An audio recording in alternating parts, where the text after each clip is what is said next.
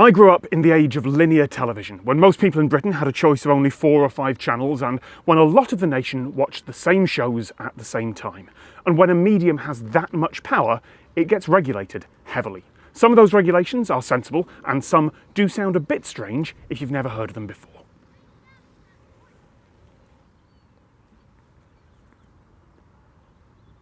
I'm not including things that break other laws or anything vague like cause offence that's true basically everywhere, just with a different definition of what offence means.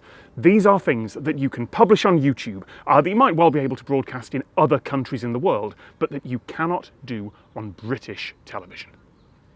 Any demonstrations of hypnosis on stage must be licensed, and that's still true. The fine for unlicensed stage hypnosis can be £1,000. Local councils still regulate that. Because back in the 50s, that was a concern. Hypnosis was a bit scary, to the point where there was a glut of low-budget horror movies about hypnotic possession. So stage hypnosis was licensed, and television hypnosis was banned.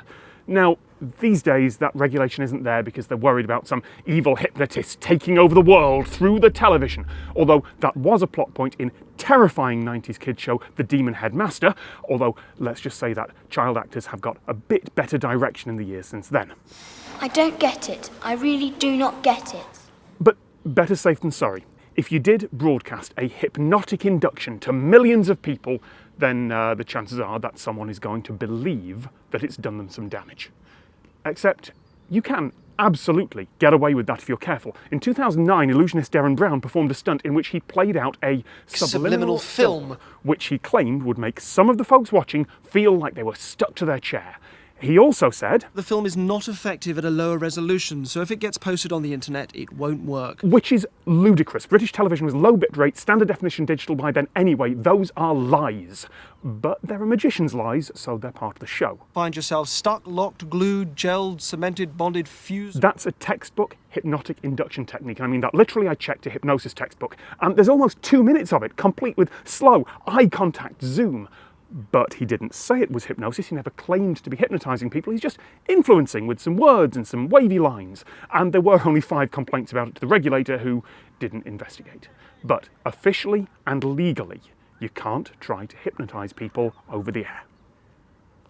There's a list of sporting events defined by Parliament that must be available on free-to-air television.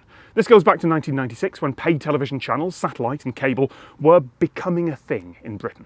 Those services had a lot of money, and in theory, they could outbid the free-to-air channels for things like the Olympics and Wimbledon and football and rugby cup finals and some horse racing. So Parliament put a law in place. Pay-for television services cannot broadcast any of those unless the rights are also available at a fair price to free-to-air channels. Although it also works the other way. Free-to-air channels can't lock up exclusive rights either, because that would be unfair to the paid... Look, it's complicated and it's messy, and there are all sorts of rules to try and establish some sort of level playing field while also making sure that the World Cup final doesn't go pay-per-view. Incidentally, while I was researching this, I found that other European countries have a similar list of events, and there are some wonderful national stereotypes in there. Austria, World Nordic Skiing Championships; Finland, the Ice Hockey World Championships; and Ireland, the hurling finals. This all makes sense. Governments do not want events of national cultural importance, and those sporting events are that. They don't want those events to become irrelevant because they're only available to people who can pay. That's not in the modern sense of fake news, although the regulations say reporting does have to be neutral over here as well, but fake news in the War of the Worlds radio broadcast sense. You can't risk someone flipping through channels only to land on your fictional news story and think there's been some disaster. You can see this in action in Crisis Command, a brilliant and ahead of its time show from 2004, where 3 people are asked to deal with a fictional crisis as if they were government ministers. The story plays out through fictional news broadcasts that use actual BBC reporters and actual BBC newsrooms. Britain is under attack. So to get around the rule, the footage is always shown in context, never full screen. There's always someone else in frame or walking through the shot sometimes. And the same happens in drama shows. A news report about the end of the world must always be in context.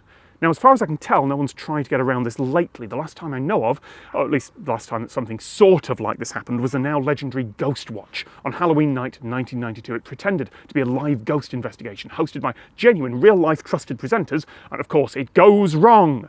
Now, it was introduced in context. Screen One presents an unusual and sometimes disturbing film But if you missed that context, well, it was a clever show. It knew how to use and misuse the medium, and it scared quite a lot of people, and it influenced a generation of writers and producers. Not technically news though.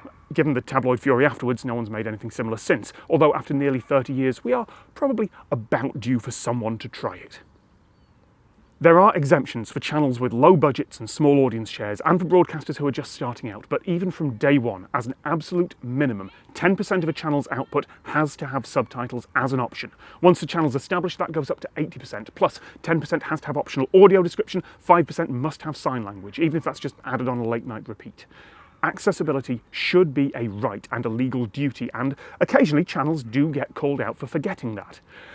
Controversial opinion, this should be true for YouTube as well. Not for small channels just starting out, but I do think that if you have the sort of YouTube channel that spends, let's say, a decent amount of money or a decent amount of time on it,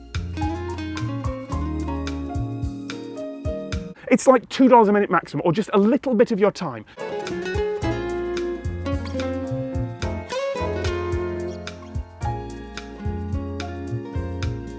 Oh, look at me, I bought a Lamborghini. Buy some damn subtitles. Also, I could do a whole video on advertising law and product placement. I still intend to at some point. I've been promising it for ages, but I do want to highlight just one specific rule. 12 minutes per hour. The maximum amount of commercials allowed on all British channels. For some of the older channels, it's even less. It's 7 or 8 minutes per hour. And that's it.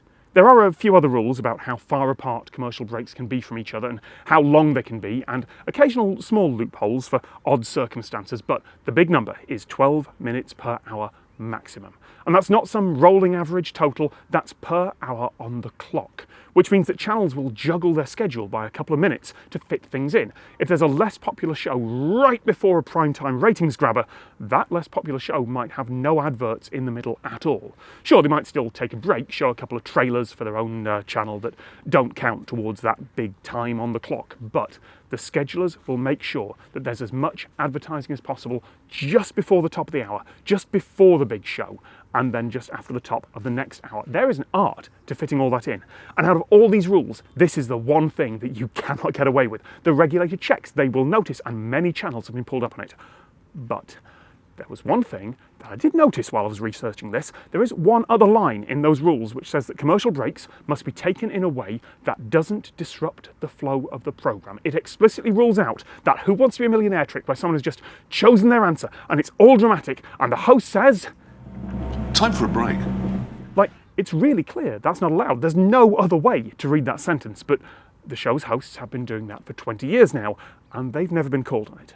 There are some rules, apparently, where entertainment can come first.